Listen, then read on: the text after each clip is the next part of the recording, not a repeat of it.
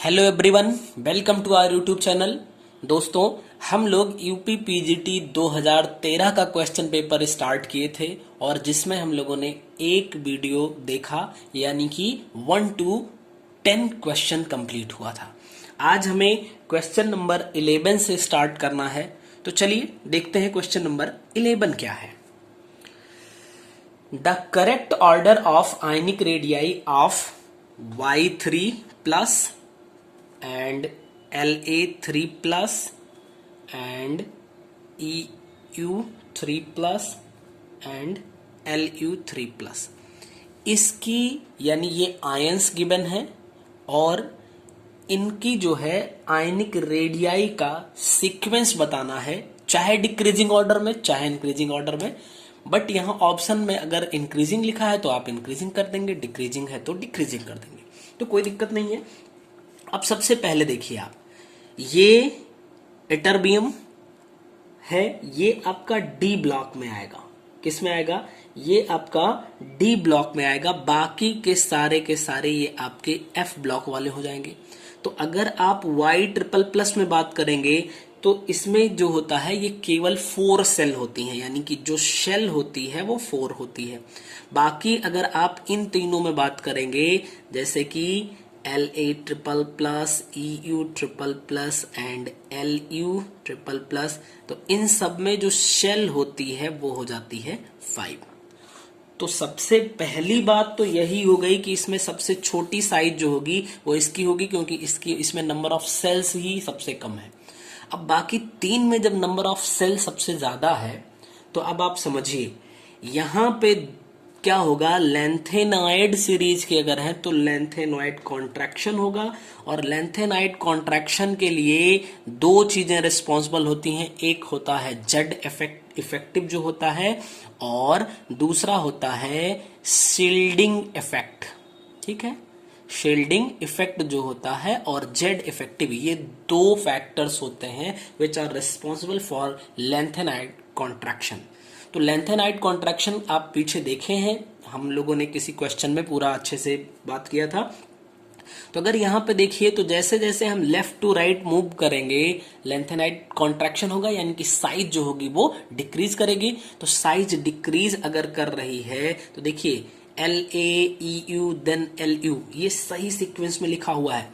इसका मतलब इसकी साइज सबसे छोटी हो जाए। इन तीनों में बात हो रही है, तो अगर इन चारों में बात करो तो सबसे छोटी साइज Y3 प्लस की होगी, इससे थोड़ी सी बड़ी। अभी इन तीनों में देखिए तो इन तीनों में सबसे छोटी इसकी ड्यू टू कॉन्ट्रैक्शन यानी Lu ट्रिपल प्लस, उसके बाद Eu triple plus and then La triple plus. यही आपका सही सीक्वेंस बन जाएगा, यानी कि हम लोगों ने इसे एक करेक्ट ऑर्डर में रख दिया। अगर यहां से देखेंगे तो ये इंक्रीजिंग ऑर्डर हो जाएगा, और अगर हम इस साइड से देखेंगे तो ये डिक्रीजिंग ऑर्डर हो जाएगा। बस हमें ये सिंबल चेंज करना पड़ेगा। ठीक है, तो अब आप ऑप्शन में देख लीजिए, तो ऑप्शन में ये आपको डी ऑप्शन पे दिख रहा है, ये आपका सही आंसर हो जाएगा। ठीक है, उम्मीद करते हैं आपको अच्छे से समझ में आया होगा। नेक्स्ट क्वेश्चन पे चलते हैं, question number 12। Plaster of Paris is, यानी प्लास्टर ऑफ पेरिस क्या है? तो बहुत सिंपल सी बात है, CaSO4 dot half H2O calcium sulphate hemihydrate, इसका केमिकल नेम होगा क्या? कैल्शियम सल्फेट हेमीहाइड्रेट, ये इसका केमिकल नेम है। इसी को बोलते हैं POP, यानी प्लास्टर ऑफ पेरिस बोलते हैं।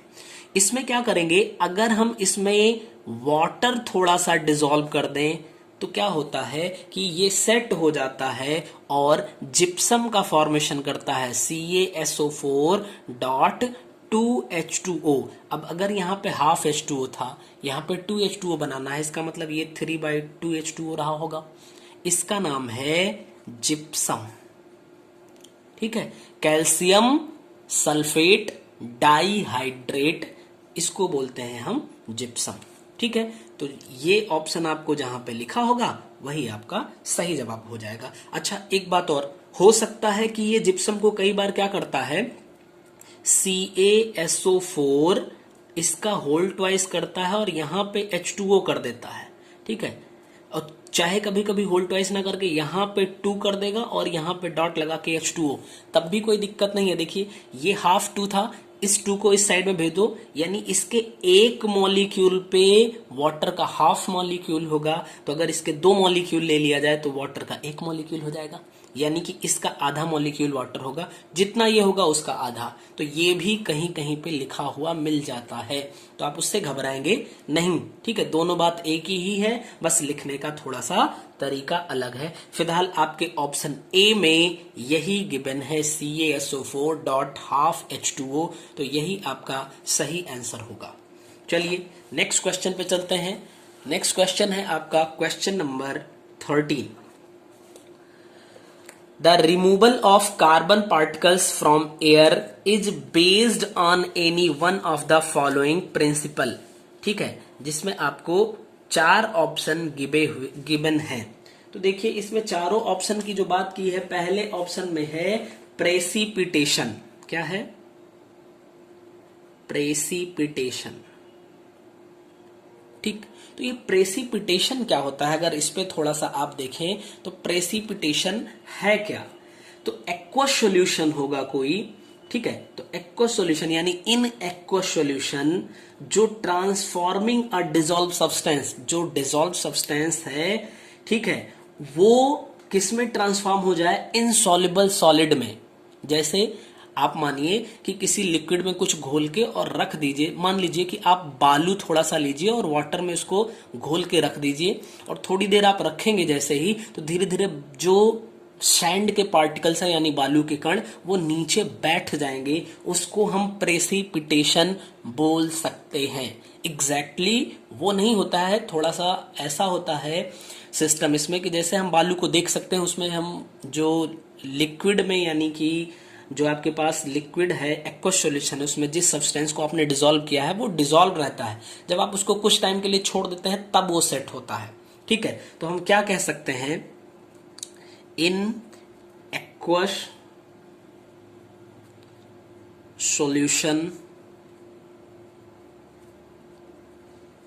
The process of transforming a dissolved substance into an insoluble solid, ठीक है। एक्वा सॉल्यूशन में जो डिसॉल्व सब्सटेंस है उसका इनसॉल्युबल सॉलिड में ट्रांसफॉर्म होने की प्रोसेस को हम बोलते हैं प्रेसिपिटेशन। दूसरी बात आती है फिल्ट्रेशन। फिल्ट्रेशन मतलब होता है छानना, उसको भी आप जानते होंगे अच्छे से, ठीक है। क्या है? The process in which particles in a liquid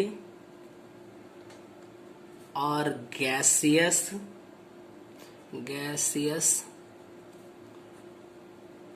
fluid are removed by the use of a filter medium, ठीक है।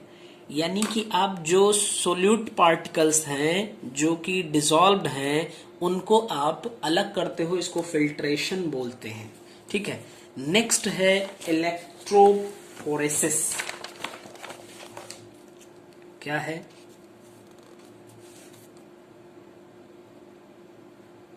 इलेक्ट्रोफोरेसिस। इलेक्ट्रोफोरेसिस क्या है? कोई आयनिक सॉल्वेंट है यानी कि कोई सोल्यूट है, आयनिक है, उसको आपने डिसॉल्व कर दिया। डिसॉल्व करने के बाद उसमें 2 इलेक्ट्रोड लगाओ, इलेक्ट्रोड लगा के उसमें इलेक्ट्रिसिटी का फ्लो करवाओ, तो जो आयनिक सब्सटेंस है वो स्प्लिट हो जाएगा अपने कंस्टिट्यूएंट आयंस में, और फिर अपोजिट आयंस जो है वो अपोजिट इलेक्ट्रोड की साइड में मूव करेंगे या माइग्रेट करेंगे, इसी फिनोमिनन को बोलते हैं हम इलेक्ट्रोफोरेसिस। मीन्स हम क्या कह सकते हैं, simply the migration of charged particle, the migration of charged particles under the influence of an electric field to oppositely charged electrode. Okay, इसको हम बोलेंगे electrophoresis.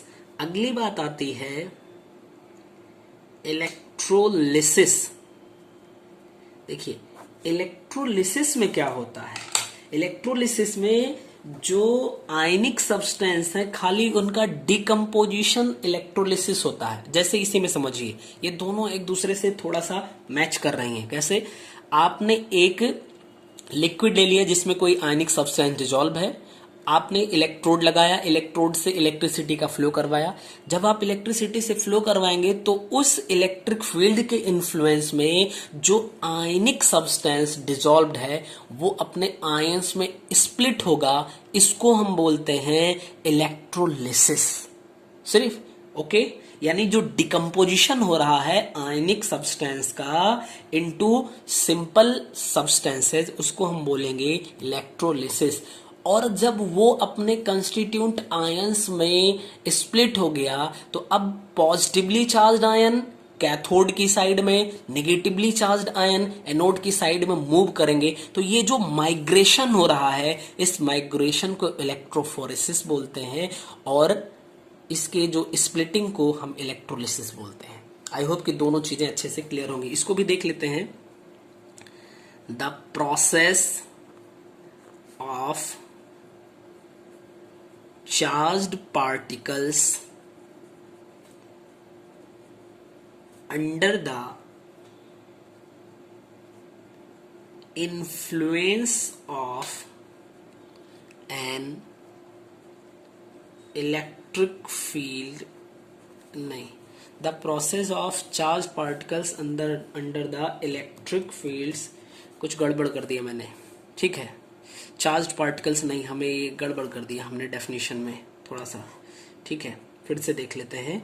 The process by which an ionic substance are decomposed into simpler substances when an electric current is passed through them। ठीक है, ये आपकी electrolysis की process हो गई। तो ये 4 प्रोसेस गिवन है, चारों प्रोसेस हमने आपको बताया। अब क्वेश्चन पे आइए। तो क्वेश्चन जो है कह रहा था the removal of carbon particles from air, air से कार्बन पार्टिकल्स को रिमूव करने की जो टेक्निक होती है वो है इलेक्ट्रोपोरेसिस। यानी कि आपका सी ऑप्शन सही होगा। इलेक्ट्रोफोरेसिस के थ्रू कार्बन पार्टिकल्स को एयर से रिमूव किया जाता है। और इस टाइम पे यानी कि आजकल के टाइम में तो जो चिमनी होती है वहां से काफी ज्यादा मात्रा में कार्बन रिलीज होता है, तो बहुत सारी जगह पे इसको भी यूज किया जाता है जिससे चिमनी से कम जो कार्बन है वो एटमॉस्फेयर में रिलीज हो। चलिए नेक्स्ट क्वेश्चन पे चलते हैं। नेक्स्ट क्वेश्चन यानी कि question number 14, the IUPAC name of, देखिए एक आपको COCl NO2 En whole twice and Cl, ये आपको कंपाउंड गिवन है, इसका आपको IUPAC नेम बताना है।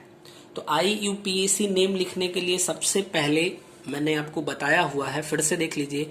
अगर मैं एक स्ट्रक्चर लिखूं, मान लीजिए कि यहाँ पे मेटल हो गया, ठीक है। अब थोड़ा सा सस्पेंशन होगा कि यहाँ पे मेटल का है इसलिए हो गया है, तो कोई बात नहीं है। मेटल अंदर में होगा, इसके साथ में लिगेंड हो गया। अब लिगेंड कितने नंबर में है, मान लीजिए हमने इसको N कह लिया, तो अब थोड़ा सा यहाँ पे आएगा कि हम इसको एक अलग एलिमेंट नाम दे देते हैं, इसको A और इसको B। यहाँ पे नंबर कितना है, X है, Y है, डजेंट मैटर। ठीक, हमने एक सिंपल स्ट्रक्चर बनाया AXMLNBY। तो सबसे पहले हम इसका नाम लिखते हैं। इस X को कोई मतलब नहीं है, Y से कोई मतलब नहीं, इसका नाम लिखेंगे। फिर उसके बाद इस नंबरिंग को दूसरे नंबर पे, फिर लिगेंड का नाम तीसरे नंबर पे, फिर मेटल का नाम चौथे नंबर पे विद ऑक्सीडेशन स्टेट, और पांचवें नंबर पे इसका नाम लिखेंगे। तो अब आप समझिए एक बात और, अगर A लिखा है तो वहां पे B लिखा हो, ऐसा बहुत रेयरेस्ट केस में ही हो सकता है, नहीं तो B नहीं मिलेगा। जनरली आपको A लिखा है तो B नहीं होगा, और अगर B लिखा है तो A नहीं होगा। ठीक है, एक बात, तो अगर A नहीं है तो इसका मतलब हम आगे 1 को छोड़ देंगे, 2 से आगे 5 तक चले जाएंगे, और अगर A है तो हम 4 तक जाके रुक जाएंगे, 5 पे नहीं जाएंगे। यानी जो एब्सेंट होगा उसको छोड़ के बाकी को हम लिख लेते हैं। अच्छा, अगर एक से ज्यादा लिगेंड यहाँ पे कोऑर्डिनेशन स्फीयर के अंदर में लिखे हैं तो हम उनको कैसे लिखते हैं, अल्फाबेटिकल ऑर्डर में। जो लिगेंड्स, अगर एक से ज्यादा लिगेंड है तो उसको हम अल्फाबेटिकल ऑर्डर में लिखते हैं। अब चलिए इसका नाम देखिए, यहाँ पे 1 2 3 लिगेंड है, ये एथिलीन डाइअमीन है तो E से स्टार्ट हो रहा है, ये नाइट्रो है यानी N से, ये क्लोरीन है यानी C से। तो इन तीनों में तो पहले C आएगा, सबसे पहले हम इसका नाम लिखेंगे क्लोरो, और क्लोरो के बाद ये एक बाइडेंटेट लिगेंड है, तो बाइडेंटेट का नाम जब लिखना होता है तो इसके लिए हम एक से ज्यादा हो तो बिस का यूज करते हैं। अगर ये 2 है तो बिस, अगर 3 होता तो ट्रिस, 4 होता टेट्राकिस, ऐसे यूज करते हैं। ठीक है, क्लोरो बिस, और फिर ब्रैकेट में लिखेंगे एथिलीन डाइअमीन, ब्रैकेट बंद कर देंगे, इसका नाम हो गया। और उसके बाद फिर अब नाइट्रो लिखेंगे। ठीक है, देखिए क्लोरोबिस, एथिलीन, टेट्रा अमीन और नाइट्रो, अब इन सब का नाम हो गया। यानी कि लिगेंड का हमने नाम, ये 2 नंबर और 3 नंबर कंप्लीट कर लिया। चौथे नंबर पे चलना है, चौथे नंबर पे मेटल है यानी कि कोबाल्ट। ठीक है, कोबाल्ट लिख देंगे। और उसके बाद आप देखिए इसकी ऑक्सीडेशन स्टेट कैसे हम पता करेंगे, तो ये तो एक न्यूट्रल लिगेंड है, इस पे -1 चार्ज होता है, इस पे एक नेगेटिव, इस पे एक नेगेटिव, टोटल इक्वल टू 0। तो आप देखिए टोटल हमारा कितना बन जाएगा, 1 2 3 ऐसे लिख सकते हैं, यानी कि ये 3 ऑक्सीडेशन स्टेट पे है। ठीक है, और फिर लास्ट में इसका नाम लिखेंगे क्या, क्लोराइड। तो इसका IUPAC नेम आपके सामने हो गया, chloro bis ethylene diamine nitro cobalt third chloride. और ये जिस भी ऑप्शन में लिखा होगा वही आपका सही ऑप्शन हो जाएगा, जो कि C में है, यानी C आपका सही आंसर होगा। चलिए नेक्स्ट क्वेश्चन पे चलते हैं, क्वेश्चन नंबर 15 देखिए, which of the following shows an adsorption band at greatest wave number. यानी कि जो गिवन है उनमें से कौन ग्रेटेस्ट बेब नंबर पे एब्जॉर्प्शन को शो करता है। तो अब आप इस बात को समझिए, एक गिवन है C डबल बॉन्ड C, दूसरा है C ट्रिपल बॉन्ड C, और नेक्स्ट है C double bond O, next है C सिंगल बॉन्ड N। अब ये जो क्वेश्चन है आपका, ये वैल्यू बेस्ड क्वेश्चन है, वैल्यू बेस्ड क्वेश्चन है, तो ये आपको थोड़ा सा लर्न करना पड़ेगा। तो C डबल बॉन्ड C में जो एड्जॉर्प्शन होता है वो 1680 टू 1640 सेंटीमीटर इनवर्स में होता है। ठीक है, बेब नंबर आप कैसे रिप्रेजेंट करेंगे, 1/λ से यही बेब नंबर होता है। ठीक है, तो लैम्डा सेंटीमीटर का होगा, ऊपर जाएगा सेंटीमीटर इनवर्स पे आ जाएगा। C डबल बॉन्ड C है, सॉरी ट्रिपल बॉन्ड C, तो इसका 2260 से 2100 सेंटीमीटर इनवर्स के बीच में एड्जॉर्प्शन होगा, सॉरी एब्जॉर्प्शन। यहाँ पे C डबल बॉन्ड O में 1715 सेंटीमीटर पे, और C सिंगल बॉन्ड N में 1200 से लेके 1350 सेंटीमीटर इनवर्स में। तो आप खुद देख लीजिए कि यहाँ पे जो सबसे मैक्सिमम वेव नंबर पे एब्जॉर्प्शन हो रहा है वो सी ट्रिपल बॉन्ड सी के लिए है, यानी बी ऑप्शन एकदम से सही होगा। उम्मीद है आपको समझ में आया होगा। नेक्स्ट क्वेश्चन पे चलते हैं, क्वेश्चन नंबर 16। देखिए क्वेश्चन नंबर 16 क्या है, heat of formation of CO, CO मतलब कि carbon monoxide, and CO2 means carbon dioxide are -26.4 and -94 kilo calorie respectively. The heat of combustion of CO is. ठीक है, तो आप समझिए, अगर हम कार्बन ले लेते हैं और कार्बन को हम जला दें, कार्बन को जला दें भैया, ये कौन सी बात है, यानी कि हम इसका ऑक्सीडेशन करवाएं O2 से रिएक्शन, तो ये कन्वर्ट हो जाएगा CO में। ये पहला स्टेप है। तो CO बन गया, यानी इसके लिए जो हीट होगी वो क्या हो जाएगी, heat of formation of CO, जो कि -26.4 किलो कैलोरी हो गई। समझिएगा इस बात को। अब इस कार्बन मोनोऑक्साइड का अगर हम फर्दर ऑक्सीडेशन करवाएं तो ये CO2 में कन्वर्ट हो जाएगा। ये मैंने हाफ क्यों लिखा है, जिससे हम डायरेक्ट यहां पे CO बना सके और फिर से हाफ जोड़ के CO2 बना सके। अब इस टाइम पे कितनी एनर्जी, इसकी जो हीट ऑफ फॉर्मेशन है वो हमें नहीं पता है, तो हम इसको X कह लेते हैं। बताइए, अगर आप इन दोनों को ऐड कर लो, समझो ध्यान से, अगर आप इन दोनों को ऐड करो, मत ऐड करिए, ठीक है, मत ऐड करिए। यहां पे देखिए, चलिए ऐड करिए, देखिए तो ऐड करने से ये CO कैंसिल होगा, C प्लस ये बन जाएगा O2 गिव्स आउट CO2, और यहां पे है -26.4 एंड प्लस X। ठीक, ये आया। और इसने कहा है जो CO2 का हीट ऑफ फॉर्मेशन है वो -94 किलो कैलोरी है। इसका मतलब ये जो है, यानी कि -26.4 प्लस X, ये इक्वल टू होगा -94 किलो कैलोरी के। अब X इज इक्वल टू, ये उस साइड में जाएगा तो हट जाएगा, यानी कि माइनस हो जाएगा, सब्ट्रैक्ट हो जाएगा। तो 94 में से 20 माइनस कर दो तो 74, 6 माइनस कर दो तो 78, और 0.4 माइनस कर दो तो 67 पॉइंट और 6 आ जाएगा kilo calorie with negative symbol. यानी कि CO से जो CO2 का फॉर्मेशन है X, वो उसके लिए -26.6 kilo calorie heat of formation होगी। ठीक है, ये आपका सही आंसर होगा। नेक्स्ट क्वेश्चन पे चलते हैं, क्वेश्चन नंबर 17। देखिए क्या है, the spontaneous liberation of liquid from a gel is called. अब देखिए, इसमें पहले ऑप्शन पे लिखा है पेप्टाइजेशन। ठीक है, क्वेश्चन कह रहा है द स्पॉन्टेनियस लिबरेशन, यानी लगातार लिबरेशन, निकलना, of liquid from a gel, किसी जेल से लगातार लिक्विड की निकलने की जो प्रोसेस होती है उसको क्या बोलते हैं। ठीक है, तो हम आएंगे उस पे। इसमें पहला ऑप्शन है, एक ऑप्शन ये है पेप्टाइजेशन। पेप्टाइजेशन किसे बोलते हैं, पढ़ चुके हैं आप। ठीक है, बताइए।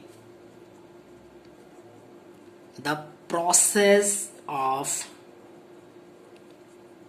converting precipitation into colloid। ठीक है, colloid by mixing it with a suitable electrolyte, इसको हम बोलते हैं पेप्टाइजेशन। ठीक है, पेप्टाइजेशन इसको बोलेंगे। दूसरा क्या है, बेटिंग ऑफ जेल्स। तो बेटिंग ऑफ जेल्स आप अच्छे से समझ रहे होंगे। अगला है बीपिंग, बेट करना मतलब कि गीला करना, समझ रहे होंगे आप। नेक्स्ट है बीपिंग ऑफ जेल। ठीक है, बीपिंग ऑफ जेल क्या होता है। ठीक है, बीपिंग ऑफ जेल का मतलब होता है कि जैसे कोई जेल है, उसमें से अगर लगातार लिक्विड निकल रहा है तो उसका वॉल्यूम डिक्रीज हो जाएगा, घट जाएगा। इसी को हम बोलते हैं बीपिंग ऑफ जेल, या फिर सिनेरेसिस इसको बोलते हैं। क्या बोलेंगे? सिनेरेसिस भी बोलते हैं, यानी बीपिंग ऑफ जेल या सिनेरेसिस ऑफ जेल बोलते हैं। क्या? The decrease of volume of a gel, इसको the decrease in volume of a gel भी लिख सकते हैं। Due to the loss of liquid on standing. ठीक है, यानी कि अगर जेल को रख दिया जाए तो उसमें से लगातार लिक्विड निकल रहा है, उसी को हम बोलते हैं बीपिंग ऑफ जेल। ठीक है, और यही है spontaneous liberation of liquid from a gel. ये आपका बी नंबर सही हो जाएगा। उम्मीद है आपको समझ में आया होगा। नेक्स्ट क्वेश्चन पे चलते हैं, question number 18। With rise in temperature the surface tension of liquid. ठीक है, अब समझिए, जो सरफेस टेंशन होता है, बहुत ही सिंपल सा क्वेश्चन है। सरफेस टेंशन वो टेम्परेचर के इनवर्सली प्रोपोर्शनल होता है, यानी टेम्परेचर अगर आप इंक्रीज करेंगे तो सरफेस टेंशन डिक्रीज करेगा, टेम्परेचर डिक्रीज कर देंगे तो सरफेस टेंशन इंक्रीज कर जाएगा। इसका मतलब विद राइज इन टेम्परेचर, अगर हम टेम्परेचर को इंक्रीज करेंगे तो जो सरफेस टेंशन है वो डिक्रीज कर जाएगा, और ये हमारा बी ऑप्शन सही हो जाएगा। ठीक है, चलिए नेक्स्ट क्वेश्चन पे चलते हैं, क्वेश्चन नंबर 19। क्वेश्चन नंबर 19 है the correct order for wavelength of absorption in visible region is. ठीक है, आपको देखिए यहाँ पे 3 कंपाउंड दिए हुए हैं, इनका वेवलेंथ के एब्जॉर्प्शन, विजुअल रीजन में वेवलेंथ के एब्जॉर्प्शन का ऑर्डर लिखना है। तो समझिए ये जो 3 कंपाउंड हैं यहाँ पे, वो सारे के सारे कोऑर्डिनेशन कंपाउंड हैं। कोऑर्डिनेशन कंपाउंड में एब्जॉर्प्शन का मतलब, जब आप एनर्जी दोगे तो आपने पढ़ा होगा सीएफटी क्रिस्टल फील्ड स्प्लिटिंग, और वहीं पे वैल्यू आती है, आप कैलकुलेट करते हैं सीएफएससी की वैल्यू। यानी कि अगर हम यहां पे पढ़ें factors affecting the magnitude of delta, हम डेल्टा को क्या कह रहे हैं? सीएफएससी। ठीक है, तो हम ऐसे इसको कैसे निकालेंगे? तो ये मेनली किन किन बातों पे डिपेंड करती है। सबसे पहली बात तो जो मेटल है उसके ऑक्सीडेशन स्टेट पे डिपेंड करती है, यानी कि ऑक्सीडेशन स्टेट मेटल की अगर बढ़ रही है तो डेल्टा की वैल्यू इंक्रीज करेगी, means delta is proportional to oxidation state. Means कि अगर कोई मेटल है, उस 2 कंपाउंड है उसी मेटल का, एक में मेटल की ऑक्सीडेशन स्टेट +2 है, एक में +3 है, तो +3 वाले के लिए डेल्टा की वैल्यू ज्यादा होगी in comparison to +2 oxidation state के। आई होप समझ आया होगा। ठीक, दूसरी बात, दूसरा फैक्टर क्या है? Heavy metals. अब आप समझिए, यानी कि अगर मेटल छोटा है यानी लाइटर है तो फिर उसके लिए लैम्डा की वैल्यू कम होगी, और अगर हैवी है तो उसके लिए लैम्डा नहीं, डेल्टा हमें बोलना चाहिए, डेल्टा की वैल्यू ज्यादा होगी। यानी डेल्टा की वैल्यू जो होती है वो साइज ऑफ मेटल पे डिपेंड करती है, यानी कि हम कह सकते हैं हैवीनेस। ठीक है, कौन कितना भारी है। नेक्स्ट बात आती है ज्योमेट्री। अब हमने यहां पे देखा है एक टेट्राहेड्रल ज्योमेट्री होती है, एक ऑक्टाहेड्रल ज्योमेट्री होती है। तो ऑक्टाहेड्रल के लिए जो डेल्टा की वैल्यू होती है वो टेट्राहेड्रल ज्योमेट्री के करस्पॉन्डिंग ज्यादा होती है। मींस हम कह सकते हैं lambda for tetrahedral geometry is less than lambda of octahedral geometry। ठीक, और अगली बात, जो लिगेंड्स होते हैं, ठीक है, वो भी इफेक्ट करते हैं। ठीक, तो अगर हम इसको लिखें ligands in order to their ability to increase delta. आपने पढ़ा होगा इलेक्ट्रोकेमिकल सीरीज, और इलेक्ट्रोकेमिकल सीरीज में जो हम पैटर्न देखते हैं वही ये इलेक्ट्रोकेमिकल सीरीज ही है। यहाँ पे लिखा है लिगेंड्स को उनकी जो है लैम्डा के इंक्रीजिंग एबिलिटी के टर्म में सजा दिया जाता है। तो आयोडीन इससे ज्यादा हो जाएगा ब्रोमीन का, इससे ज्यादा क्लोरीन का, इससे ज्यादा फ्लोरीन का, इससे ज्यादा हाइड्रोक्साइड आयन का, इससे ज्यादा H2O का, इससे ज्यादा NH3 का, फिर इससे ज्यादा आपका हो जाएगा NO2 का, इससे ज्यादा Me का, इससे ज्यादा Cn- का, और इससे भी ज्यादा CO का, कार्बन मोनोऑक्साइड। तो अब आप यहां पे देखिए, मैं पेज पलटता हूं, ये इतनी बातें आपने देखा। अब आप देखिए जो आपको गिवन है, सबसे पहले यहां पे गिवन है NiH2O होल 6 2+, दूसरा है NiNH3 होल 6 2+, और नेक्स्ट है NiNO2 होल 6 4-। आपको दिखा नहीं, अब दिख रहा होगा, ठीक है, सॉरी फॉर दैट। अब देखो, अगर पहली कंडीशन में जाइए आप, तो पहली कंडीशन आपने देखा फर्स्ट फैक्टर ऑक्सीडेशन स्टेट। आप यहां पे देखो तो ये तो न्यूट्रल लिगेंड है, इसकी ऑक्सीडेशन स्टेट +2 है, यहां पे न्यूट्रल है +2, यहां पे -1 हो जाएगी, यानी -6 में से 4 हटा देंगे +2, यानी तीनों ही कंपाउंड में जो निकिल है, यानी एटम भी, मेटल भी आपका सेम है, यानी कि ये जो हैवीनेस वाली बात है वो भी नहीं हो पाएगा, साइज हट जाएगा, यहाँ पे ऑक्सीडेशन स्टेट सबकी सेम है वो भी हट जाएगा, सब कोऑर्डिनेशन नंबर 6 वाले हैं, यानी कि ज्योमेट्री भी ऑक्टाहेड्रल होगी, ज्योमेट्री, ऑक्सीडेशन स्टेट और मेटल की साइज, ये तीनों फैक्टर इसको डिसाइड नहीं कर पाएंगे, यानी कि इसके डेल्टा की वैल्यू डिसाइड नहीं कर पाएंगे। फिर आएगा चौथा फैक्टर जिसका नाम है लिगेंड, वही डिसाइड करेगा। तो आप देखिए किसके लिए लैम्डा की वैल्यू सबसे ज्यादा होगी, तो H2O, NH3 और NO2 में सबसे ज्यादा होगी, किसके लिए, NO2 के लिए, यानी कि निकिल NO2 होल 6 4-, सबसे ज्यादा इसके लिए डेल्टा की वैल्यू हो जाएगी। इससे थोड़ी सी कम NH3 के लिए हो जाएगी, यानी NiNH3 होल 6 2+, इससे फिर सबसे कम निकिल H2O होल 6 2+। ठीक है, ये इनका इंक्रीजिंग ऑर्डर हो गया।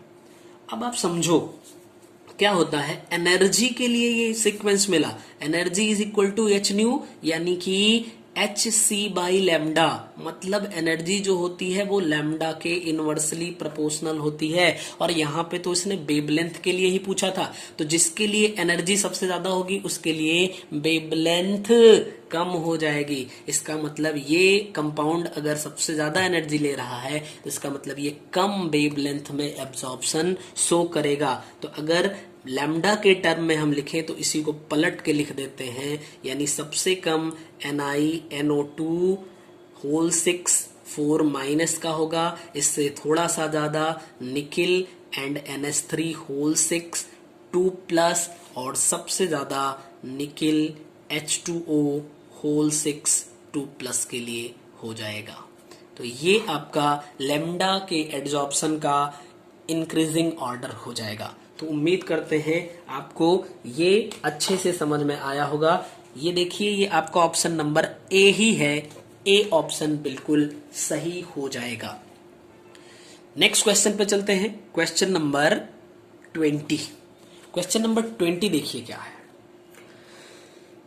रिएक्शन एक गिवन है आपको, इसमें आपको बताना है एक्स क्या होगा। रिएक्शन में है क्या, देखिए एक बेंजीन रिंग बनाया, इसके बाद यहाँ पे CHO कर दिया है, इसके पैरा पोजीशन पे मेथिल ऑक्साइड कर दिया, कहा ये एक X से रिएक्शन करता है इन presence of CH3COO Na and it gives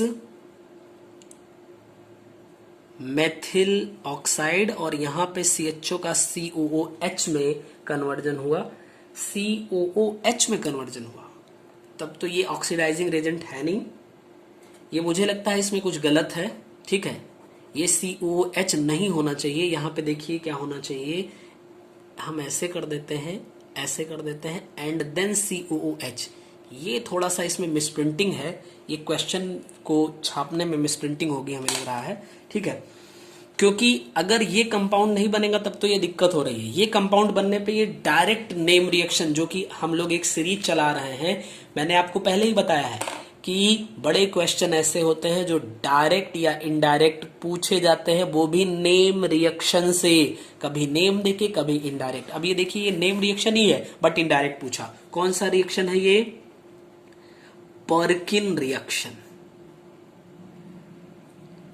Perkin reaction है क्या, आप किसी एरोमेटिक एल्डिहाइड को ले लेते हैं और उसका एनहाइड्राइड से, एलिफेटिक एसिड के एनहाइड्राइड से आप CH3CONA से के प्रेजेंस में रिएक्शन करवा देते हैं, तो फिर क्या मिलता है आपको, अल्फा बीटा अनसेचुरेटेड एसिड, और इसी को बोलते हैं पर्किन रिएक्शन। अगर इसकी वर्डिंग हम लिखना चाहें तो कह सकते हैं the treatment of an aromatic aldehyde with an anhydride of an aliphatic acid and sodium salt of that acid, यानी जिस एसिड का एनहाइड्राइड लेंगे उसी एसिड का आपको सोडियम साल्ट भी लेना है, then it gives alpha beta unsaturated acids, इसी को बोलते हैं पर्किन रिएक्शन। तो अब चलिए इसका रिएक्शन देख लेते हैं, ठीक है। आपको क्या करना है, एक एरोमेटिक एल्डिहाइड ले लेना है, जैसे ये आपका एक एरोमेटिक एल्डिहाइड की तरह काम करेगा, ठीक है। तो अगर हम इसको लिखते हैं C double bond O single bond H and here MEO, इसका हम एसिटिक एनहाइड्राइड से रिएक्शन करवा दें, CH3 C double bond O and O again C double bond O and here, इसको हम थोड़ा अच्छे से लिख देते हैं H2 and CH in presence of CH3COONA, और इसको हीट करेंगे तो होगा क्या, ये H इसके साथ में H2O के फॉर्म में रिलीज हो जाएगा। अब होने क्या वाला है, देखिए ये पूरी तरीके से रिलीज नहीं होता है, बस खाली ये यहाँ से हटा, बाद में फिर रिएक्शन करेगा। तो ये बेंजीन था, अभी देखिए यहाँ पे क्या होगा, ये मेथिल ऑक्साइड तो रहेगा ही, यहाँ पे CH हुआ और ये आके यहाँ पे कनेक्ट हो जाएगा, यानी CH देन COOH, और यहाँ से CH3COOH का फॉर्मेशन हो जाएगा, और यही है अल्फा बीटा अनसेचुरेटेड एसिड। ये पर्किन रिएक्शन है, यानी जो X है, X पूछा गया है यहाँ पे, ये क्या हो जाएगा, एनहाइड्राइड, इसका नाम है एसिटिक एनहाइड्राइड, एसिटिक एनहाइड्राइड। तो इस तरीके से आज हम लोगों ने 20 क्वेश्चन तक कंप्लीट किया, और उम्मीद है कि आप सभी लोगों को अच्छे से समझ में आया होगा। तो आप लोग जरूर वीडियो को लाइक करिए और शेयर करिए। मिलते हैं नेक्स्ट वीडियो में, तब तक आप सभी लोग स्वस्थ रहिए और अच्छे से पढ़ाई करते रहिए। Thank you.